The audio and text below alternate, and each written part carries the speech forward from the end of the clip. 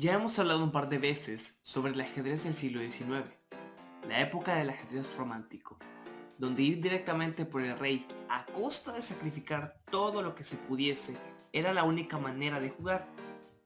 Entre muchos jugadores románticos recordados hasta la fecha, hay uno que destaca muchísimo y que es considerado por mucha gente como el mejor representante de este estilo de juego: Adolf Anderssen, quien entre sus muchas partidas disputadas nos dejó dos joyas que tienen impregnada la esencia del ajedrez romántico desde las primeras hasta las últimas jugadas.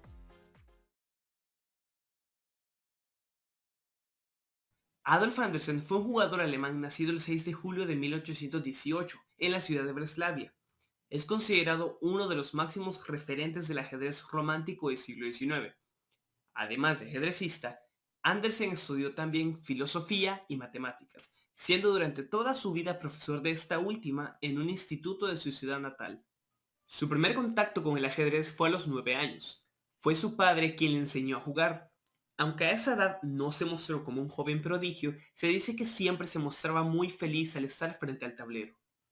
Sus primeros años en el ajedrez fueron bastante discretos. Convivió con varios jugadores alemanes de esa época, como Lowenthal o von der Lasa. Para mediados del siglo XIX no había muchos torneos competitivos, y sus matches contra estos jugadores eran lo más cercano que Andersen tenía a un torneo real. Pasaba la mayor parte de su tiempo componiendo problemas tácticos, y posiblemente fue esto lo que desarrolló mucho su creatividad combinatoria para sus futuras partidas. En el año 1846 inició la publicación de la revista Deutsche Schach. Deutsche Schach.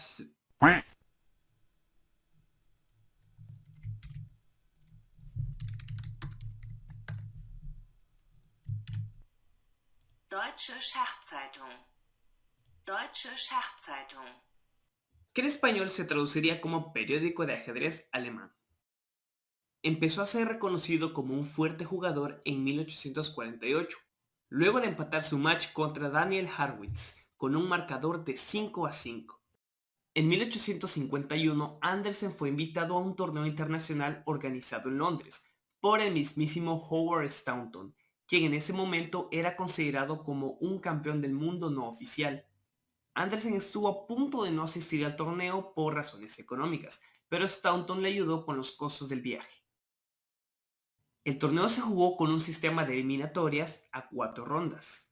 Andersen no se postulaba como uno de los favoritos en ganar el torneo, ya que al jugar exclusivamente en Alemania era prácticamente desconocido a nivel internacional. Pero ese torneo fue un punto de inflexión para su carrera. El alemán empezó a eliminar a todos sus oponentes con contundentes marcadores, ya que cada ronda se jugaba como un match de varias partidas. En la semifinal, barrió sorpresivamente al mismo Staunton con un marcador de 4-1, dejándolo fuera de su propio torneo. En esta misma competición, Andersen jugó una de sus partidas más famosas, muestra de sus ideas tácticas y agudo sentido del ataque contra el rey rival. A esta partida se le otorgó el nombre de La Inmortal, disputada contra el jugador estonio Lionel Kieseritsky. Luego de ese torneo, todos en aquella época sabían quién era Adolf Andersen. Tan solo un año después volvió a dejar otra partida para la posteridad. Su segunda partida más famosa, jugada contra su compatriota Jean Dufresne, en Berlín. Compartía muchas similitudes con La Inmortal, una partida con sacrificios y llena de táctica al más puro estilo romántico. A esta partida se le bautizó como la Siempre Viva. Para ese momento, era ya considerado como el jugador más fuerte del planeta. En 1858, Andersen sufriría una de sus derrotas más duras. El genio estadounidense Paul Morphy hizo una gira por el viejo continente para medir su fuerza con los jugadores europeos. Entre ellos, el ahora famoso Adolf Andersen, a quien derrotó con relativa facilidad, en un match que terminó 8-3. Durante los próximos años siguió ganando matches y cuidando su prestigio como el jugador más fuerte de todos, hasta que en 1866 volvió a perder un match esta vez en contra de Wilhelm Steinitz, quien venía en ascenso, apuntando a suplantar su lugar como el más fuerte. Fue a partir de este año que la carrera y la figura de Andersen empezó a perder relevancia en el mundo ajedrecista de esta época. Jugadores como Chigorin, Zukertort y el mismo Steinitz eran los nuevos reyes del tablero. Ya con 52 años, en 1870, Andersen ganó su último torneo de alta categoría, derrotando a Steinitz en el proceso. Luego de eso, ya no tuvo nada más destacable. Muchos ajedrecistas famosos, luego de haber pasado por su punto más alto en su carrera, fueron decayendo en finales trágicos, en la miseria, volviéndose locos o simplemente siendo olvidados. Sin embargo, los últimos años de Andersen fueron todo lo contrario.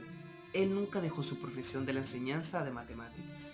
Siempre fue muy querido por sus rivales debido a su gentileza y caballerosidad. En 1879, a la edad de 61 años, murió a causa de un ataque al corazón viviendo en su ciudad natal. Andersen es uno de los jugadores antiguos más queridos por los ajedrecistas, tanto por su genialidad en el juego como por el ejemplo de jugador que fue, alguien generoso y respetuoso con todos sus rivales. Es el máximo exponente del ajedrez romántico y muchas personas se interesaron en el ajedrez luego de quedar impactadas y maravilladas por sus geniales partidas.